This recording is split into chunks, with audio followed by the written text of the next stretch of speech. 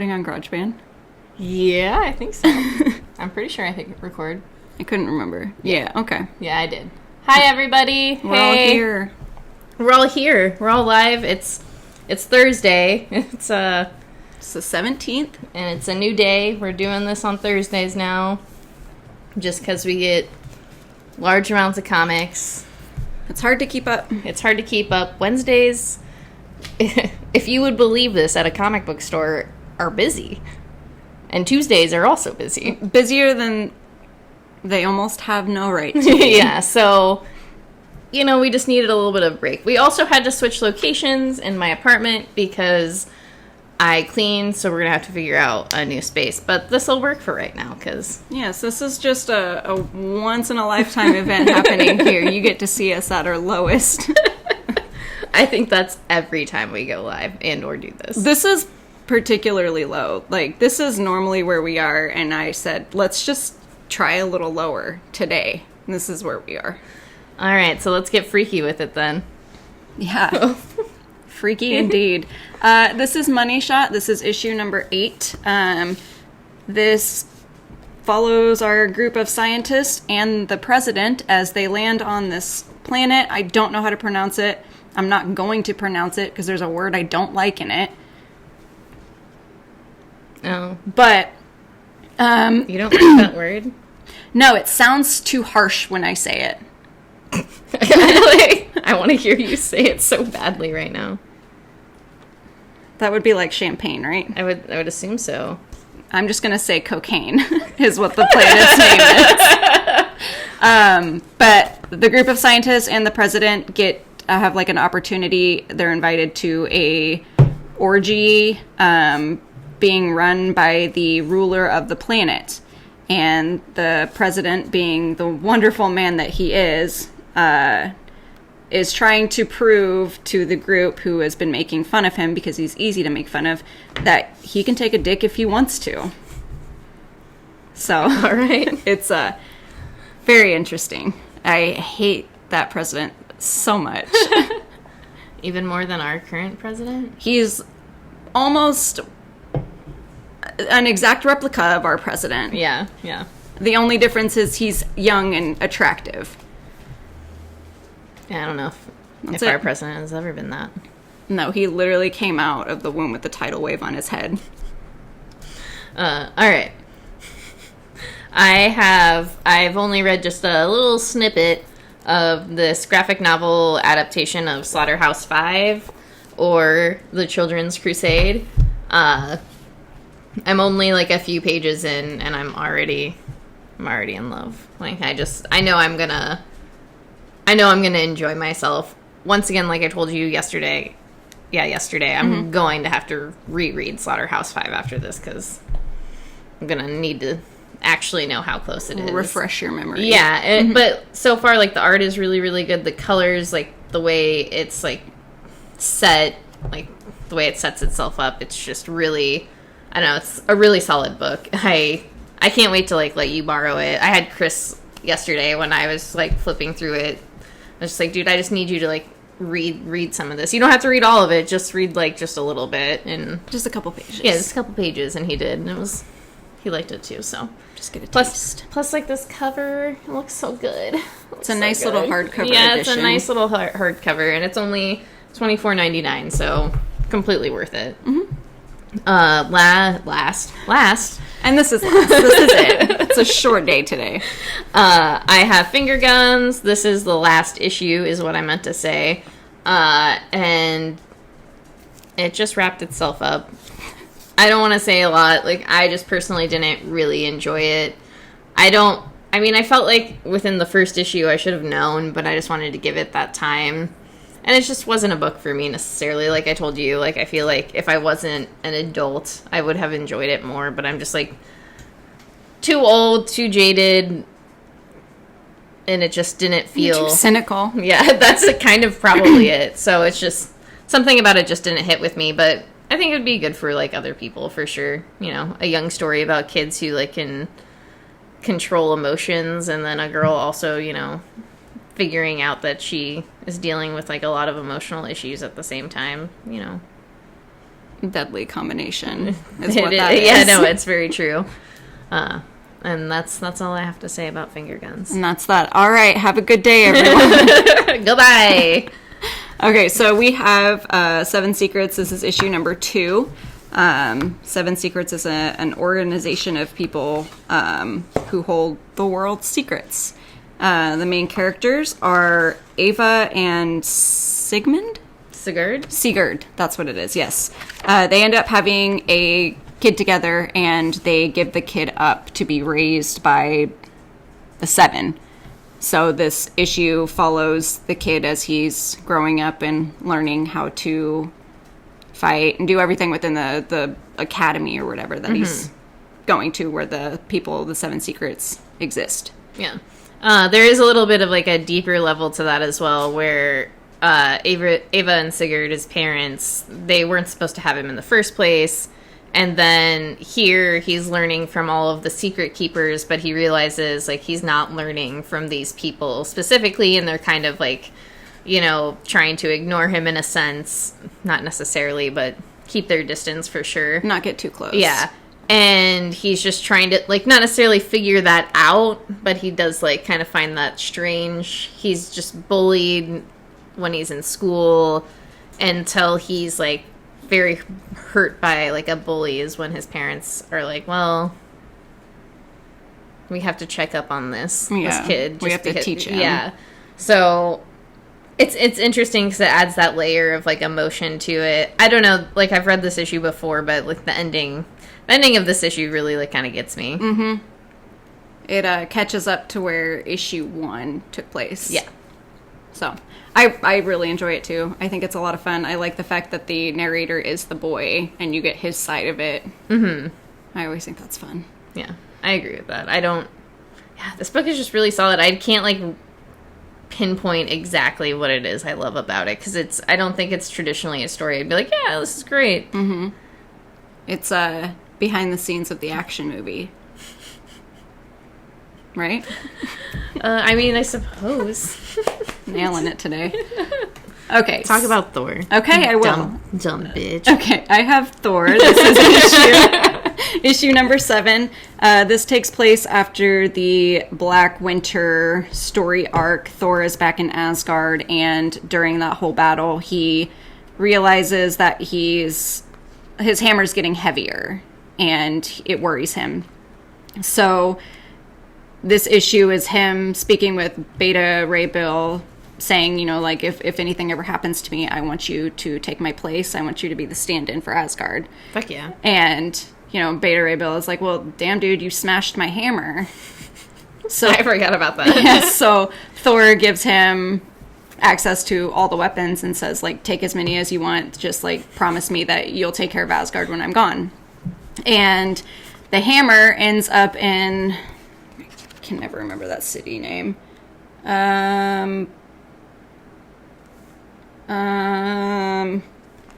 Oklahoma. I should have just turned the page. Broxton, Oklahoma, which his hammer has been there before. The other storyline in this is Thor pulling a prank pretty much on Tony Stark. And in the process, we get a new version of Thor. Not Tony Stark. Don't you worry about that. I know your face. It's just this random ass mechanic. Okay. It's interesting. I did like the Thor and Beta Ray Bill conversation. I thought that was really, really good. You know, it's happening. It's Thor. It could be worse, but I do have to say, I hated the Black Winter. It was pointless. I mean, the character. Yeah. Had he been in more than, like, one issue, he made, like, a grand appearance. Beautiful page, by the way. And then he was in there for one issue, and that was it. And it was, like, a really big deal. And I don't understand if it was such a big deal. Why was he only in one issue? Maybe it's going to come to fruition later. It better, because that was a big deal. And to me, it was, like, nothing. Okay. That's it. Okay. I think this was a good follow-up to that story arc. All right. Well, that's good, though. And I'm kind of interested to see what's happening with this other Thor, and I just really love the pranks that Thor is pulling on Tony Stark. Okay, so then I have Headlopper. This is issue 1 of volume 4. I really enjoy Headlopper. It's a really great story. The art is really cool. It's just an adventure book is like the best way to describe it. Headlopper is, why am I forgetting his name all of a sudden? Like, I don't know the name of Headlopper. Wow. I'm not even a nerd anymore. Norgal. You have revoked your nerd card. I got too much going on in my brain.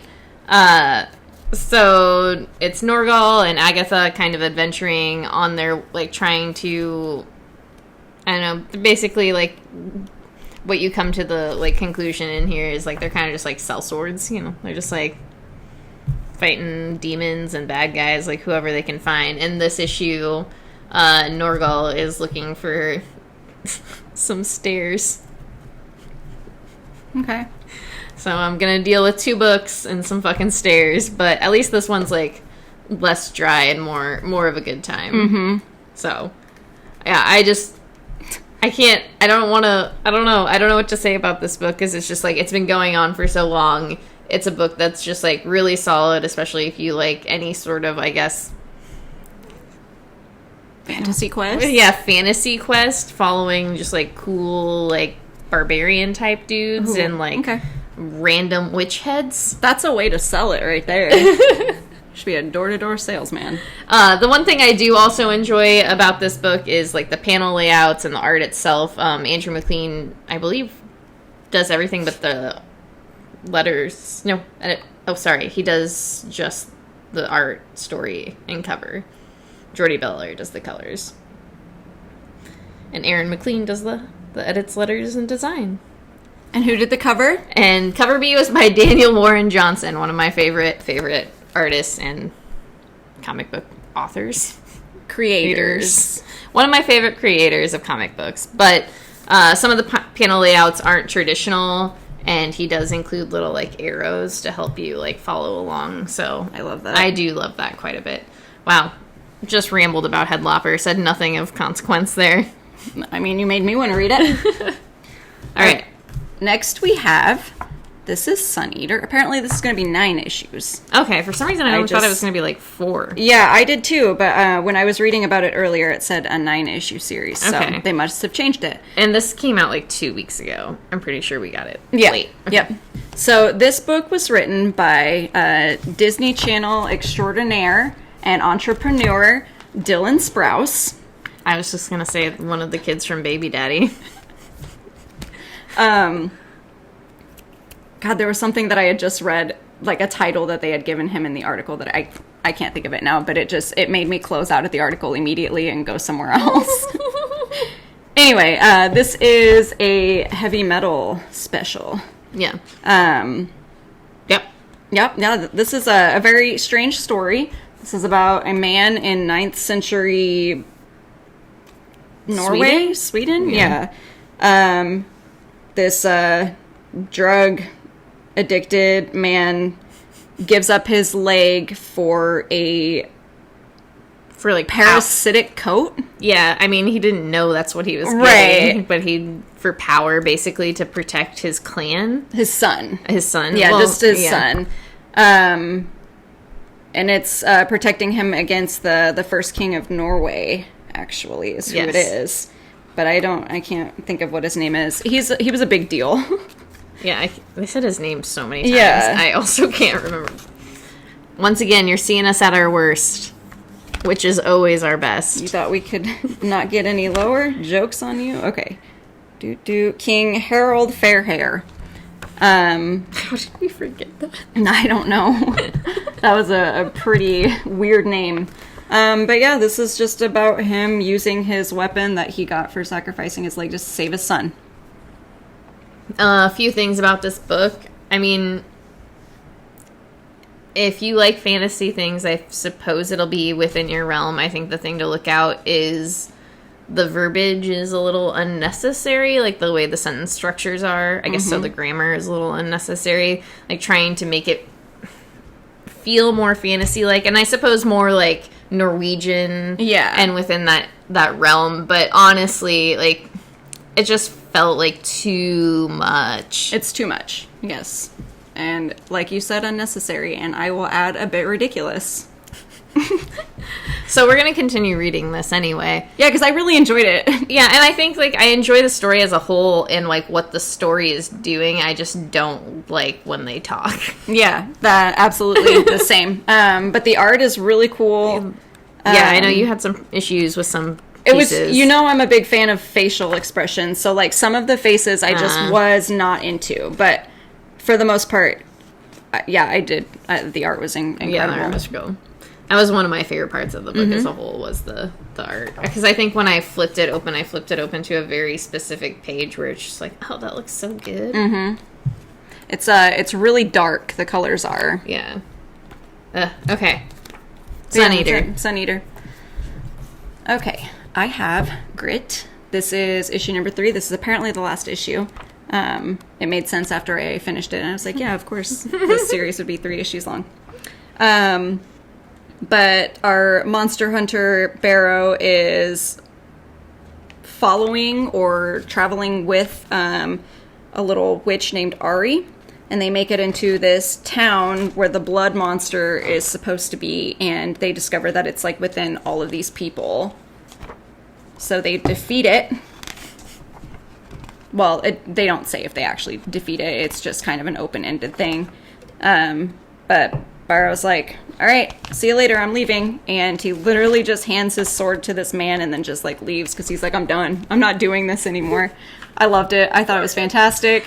It's kind of cute. Yeah, 3 issues. This man has been doing this his entire life. It's a family tradition. And that thing, he was just like, nope, because that girl was the most annoying girl in the entire world, but she was useful. Like, when it came to fighting, like, she knew what she was doing. Yeah. And she was, like, sacrificing pieces of herself to save him. And so he was just like, you know what, I'm done. She's got it. Yeah, no, that's good. It was a lot of fun. All right. Let's talk about something not fun. It's a great time. So this is Outcast. This is issue number 46. There are 2 more issues. So I thought the Great Merge happened the last issue, but the Great Merge actually happens in this issue. Okay. There's, like, lightning and everything, so... so that's a big thing. Yeah, it's happening. Okay. It's happening in here. It's happening. So basically... They are expanding issues 47 and 48, and it's going to be a bit more of a wait. I think it's been, like, at least 2 months since this issue came out, or was it before COVID? I can't remember. I feel like it was right when comics came back, because you were like, I should go back and read this because it's been a while. Yeah, but I just don't give a fuck. Right. I don't care. Yeah. I don't know, man. Like I said to you, it's just, like, it shot its whole load within, like, the first, like, few story arcs, and I just prematurely shot its load. Like, I just can't handle it. It's just, like, he can't add anything to the story, and I don't know, like, his author's notes are saying, like, he's like, oh, I had to, like, I had to add some more stuff to, like, make it, like, fuller, and it's just like, dog, you have not done shit in this book for, like, I don't know, 20 issues. Which, whatever, like, it's fine. It's what he's really good at. Like, it's just, and there was one whole page where all of these outcasts were, like, describing, like, what their lives were and, like, what had happened to them. And I didn't give a fuck. I literally just, like, skimmed over it. I was like, cool, you all had, like, traumatic childhoods or traumatic shit happen to you. I don't care. Like, at this point, I really don't care, but I'm still gonna do it. Because there's 2 issues left. Yes, there's 2 issues left. It's okay, Patrick. You'll get to pass this one time since you allowed us to pass yesterday. Yeah. So next time we'll figure out a Thursday. You can just join us with your, like, not fat stack of comics. With your 3 issues and your back issues. We're just kidding, Patrick. We love you. Sorry. We entered this video in a mood today, so.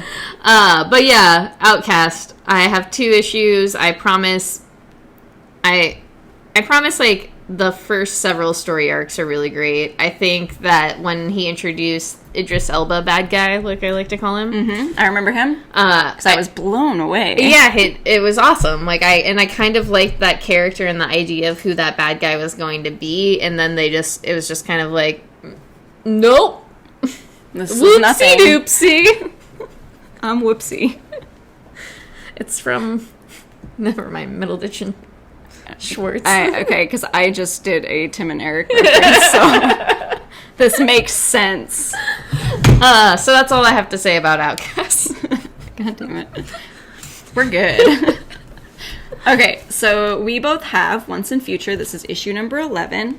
I just want to say this issue was bloody as hell, and I loved it. Yeah, it's beautiful.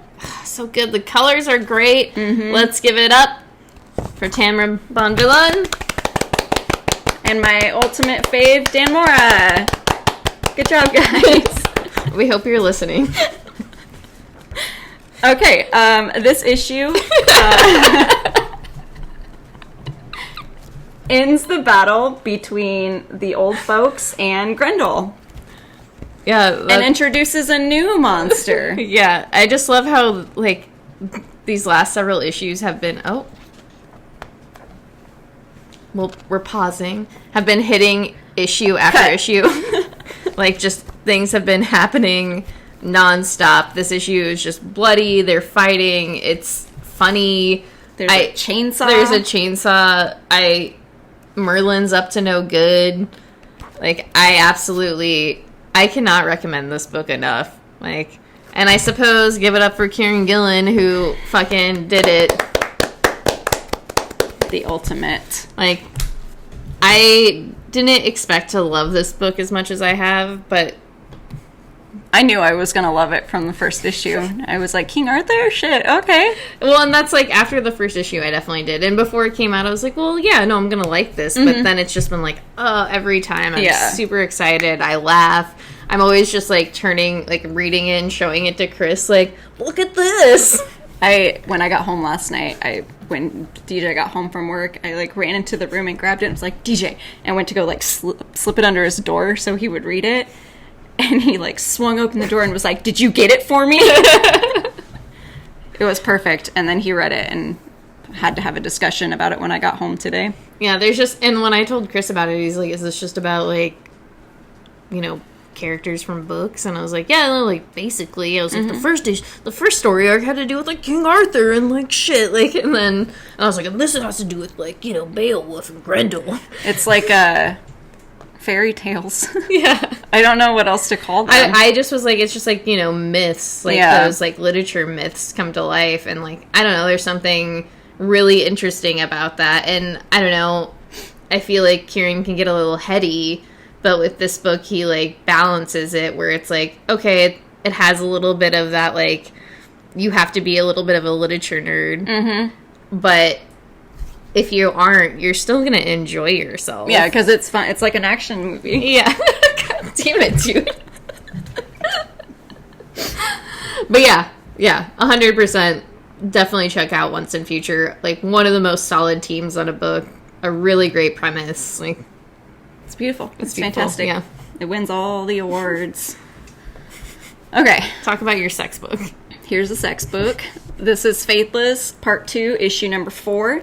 This follows Faith as she is walking around Italy, taking her own little tour. She meets up with a ghost, bangs him, and as you do. Yeah, and then her girlfriend's dad, who she's also banging. Is it Casper? No. No. Well, that's disappointing. His name is Melky. I know you didn't just say Milky, but I know what you said. I just... But yeah, and then her girlfriend's dad brings her subjects that she's supposed to paint. But she's stealing their ink, their skin color, to make it pigments for paintings? I don't know. It was weird. Because that's how I took that, but as I'm saying this out loud, I realized that he probably means you can use their blood too. Because that's how she had been making her paintings before, it was with her period blood. Yes. So that makes more sense, rather than extracting the color from their skin and using that as a pigment. See, I was thinking there's an episode of Hannibal. Lay it on me.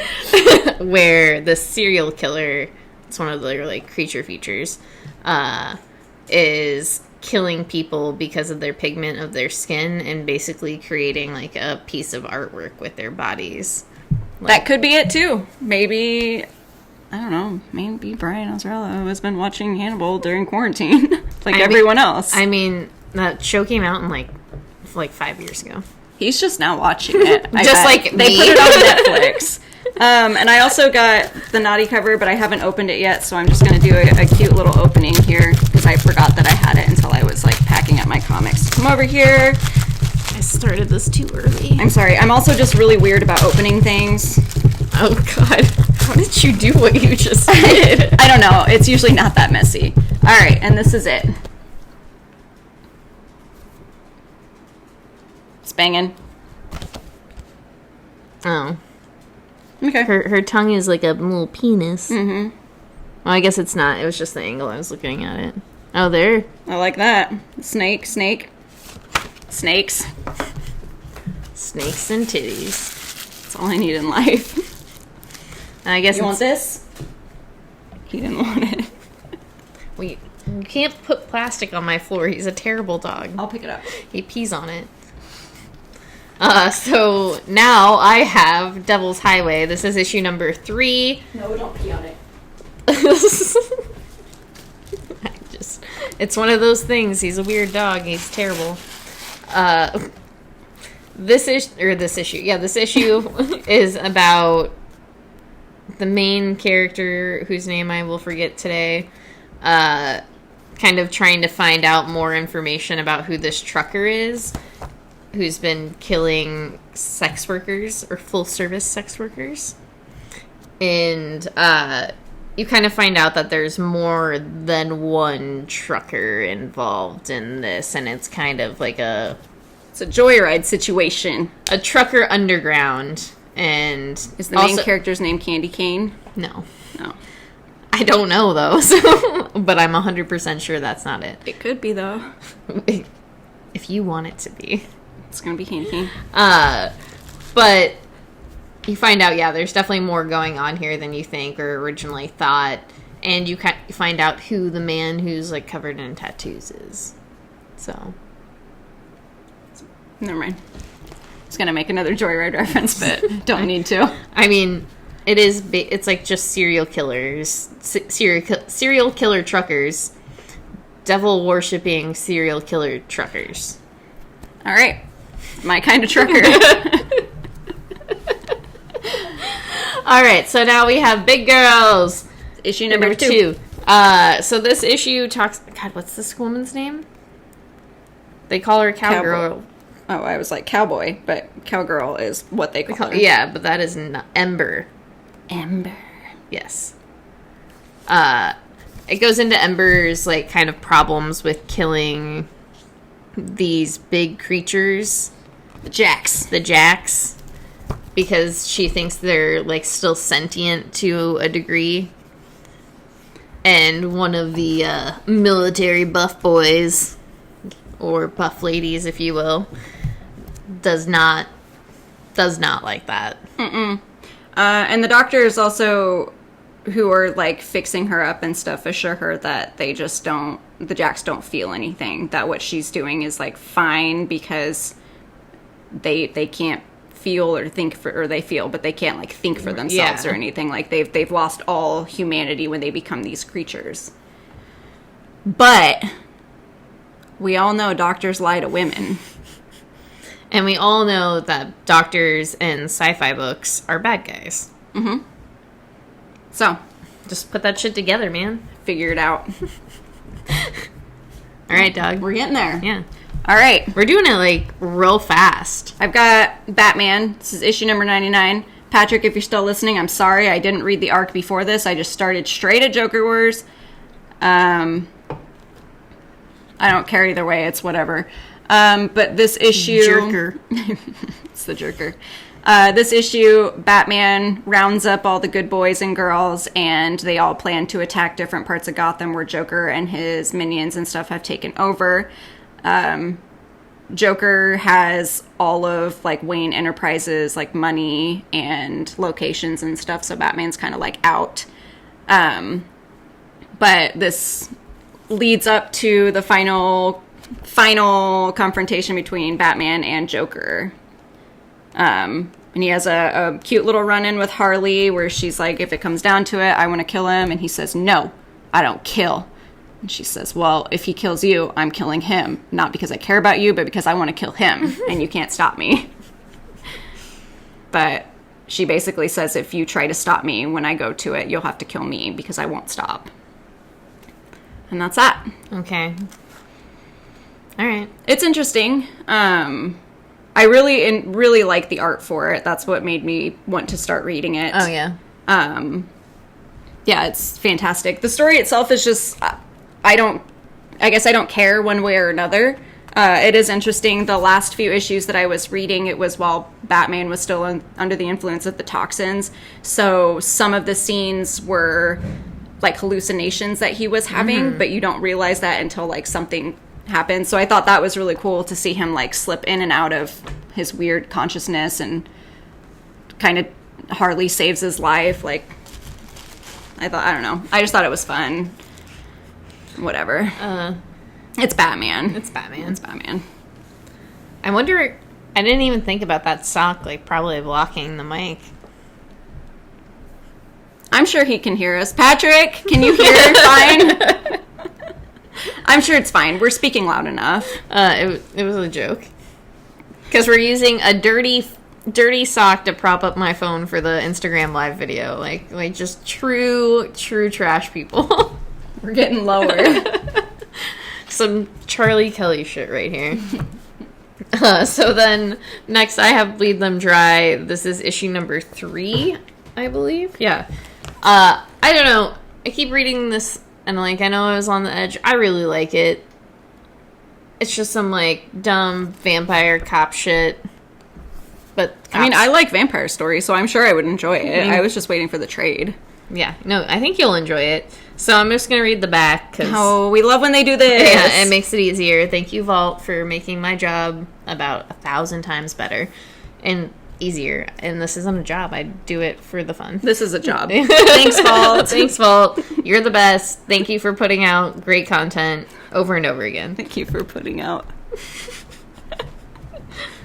Sponsor us. So now, the sinister and newly reconstructed Detective Atticus Black has been placed in charge of stopping the so-called Vampire Slayer. And it ain't Buffy.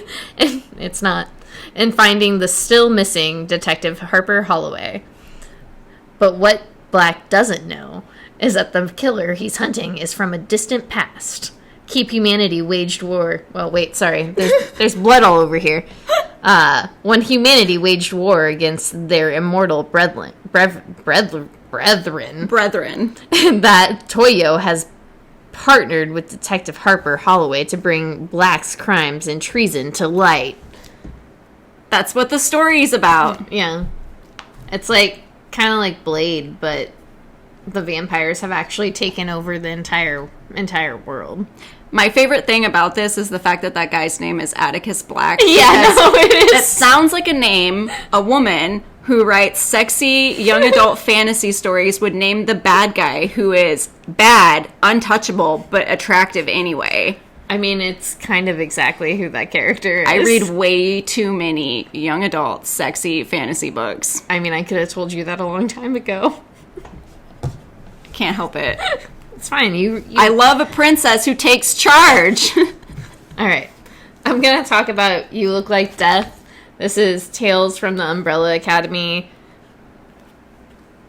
It's just an Umbrella Academy. It's an Umbrella Academy book. The art's really great. It is not Gabriel Ba. That is something to keep in mind. It is Sean Simon, but his art is still really great. The colors are really, like, solid, too. And this follows Seance as he just gets kicked out of the house for being kind of a garbage human, I suppose. Or I guess not necessarily a garbage human, but a garbage seance. Like an addict, mostly. And that's not necessarily, like, being a garbage human. That's a whole nother, like... We won't get into that right now. So it's just him, like, being out on the town and doing just a shit ton of drugs and getting in deep with chimpanzee mobsters. So it was, like, enjoyable. Like, I had a good time, but I don't know, like I said to you, I just, like, I really enjoyed that first, like, Umbrella Academy trade, and I just haven't been able to, like,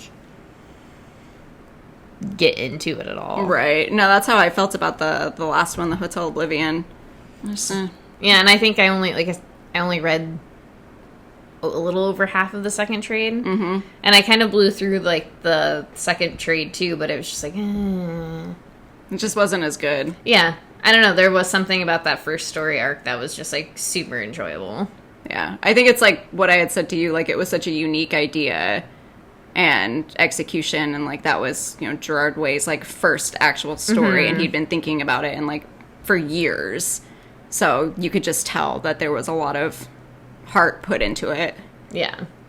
I don't know. Maybe I'll just go back, try again. How many would be the third time?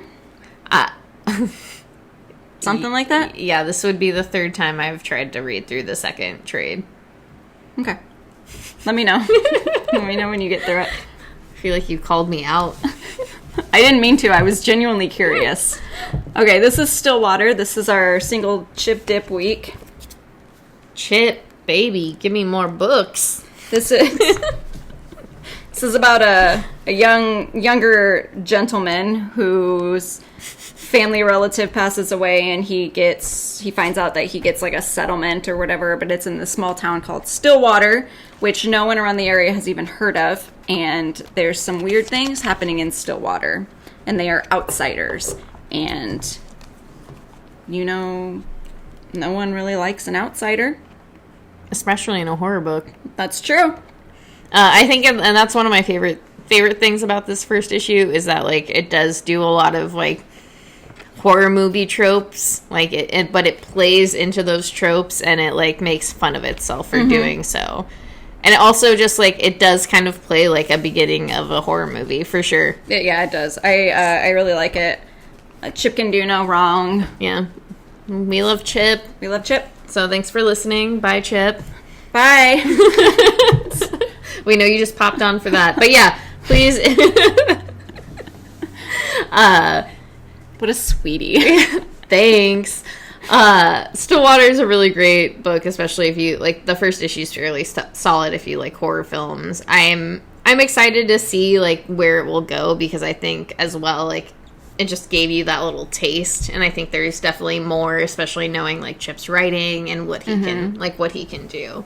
It reminds me of those, like, early 2000s, like, teen horror movies that... Oh, yeah, no, for sure. Yeah, that's what it reminds me of, and I think that's why I like it so much, because those are my favorite horror movies. No, yeah, no, for sure. I know what you did last summer. Yeah. Jawbreaker, which is, like... They just put that on Shudder. Yeah, we watched... Chris and... Sidetrack. Chris and I watched that the other night. It feels like it's, like, 2.5 hours long. It's, like, an hour and a half long. Yeah. It's way too long. Yeah, I agree. Love it, though, and I got really excited about it, so that's what I was going to watch tonight. Well, you'll love it. Talk about Storm. Excuse me. So this is Giant Size X-Men Storm.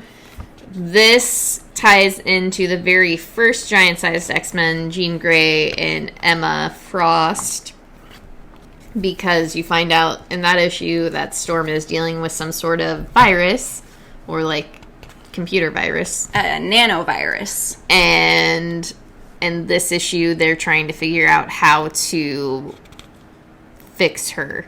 And it all ties into the other Giant Size, because you see Phantom X here. I suppose not the Magneto, but... They knew that last issue that they had with Magneto, the actual X-Men one, where they were like, let's just throw him in naked, it was too much for people. So they couldn't put Magneto in an issue right away. They had to give us a few issues to just, like, chill. Yeah. Because if I would have seen him in this one, I would have torn this book up because I would have been so excited. There's so many, like, great things about this particular book. I really, like, I love Storm. Mm-hmm. Like, I know I've always loved Storm, but this fucking story, like, really brings you to, like, who Storm is supposed to be in this particular, like, run of X-Men.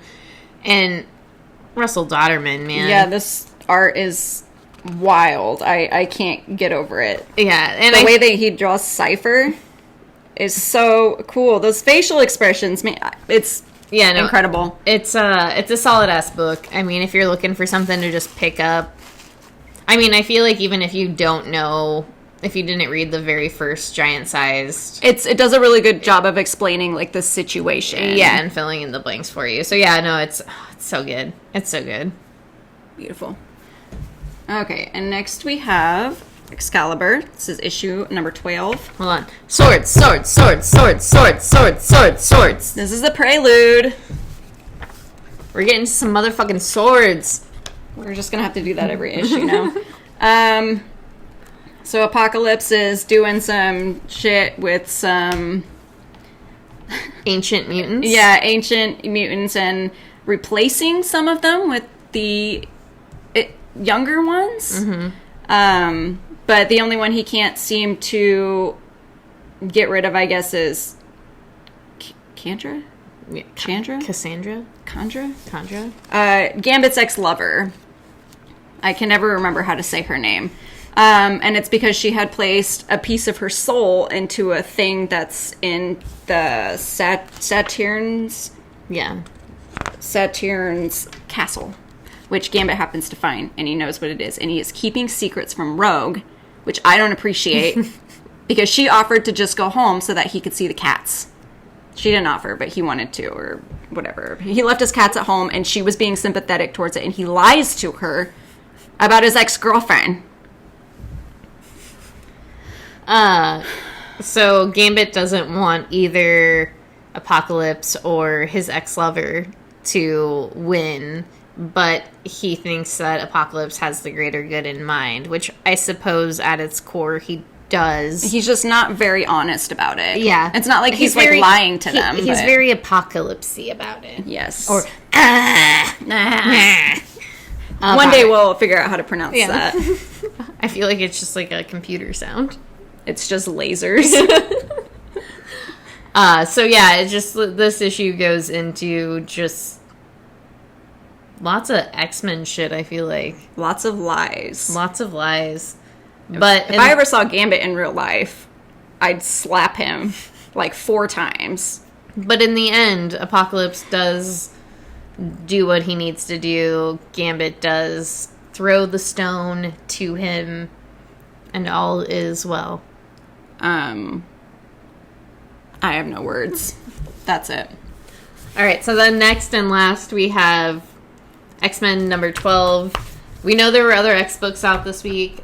I didn't have the time to talk about them, but you did read before we get into this, actually. Yeah, I read the Marvel Snapshots, the X-Men one. It's just a Scott Summers story on how he kind of came to understand what superheroes were.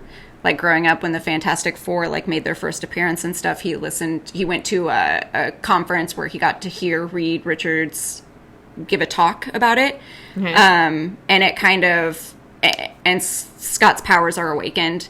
So it goes into, like, the stuff that Reed Richards. I keep getting the names mixed up, but it goes into what he had spoken about, about being, like, a superhero and stuff, and then how Scott adapts it to his adult life and how it affects his everyday then. Okay, that makes sense. So it was very interesting. I actually really enjoyed it. I can't remember now. There was one page in there that was, like, so good. Yeah. I couldn't even handle it, and it was just because of the dialogue that was in it, like Scott's narration. Yeah. It was really good. If you have a chance to, you should probably pick it up because it's just a cute little one shot. I'm moving. I'm just kidding. Yeah, and I mean, I'm really excited for Jay Eden writing a Marvel book, especially a fucking Cyclops book. It is only major deserving, and I like all of the love that he's gotten. I can only hope that he's put on an Xbook, because why not? Mm-hmm. Especially with this like new like solid ass like story, like could easily slip him in for a few issues. just slide right in. Mm-hmm. All right, so then now we actually have X-Men issue number 12, which once again, swords.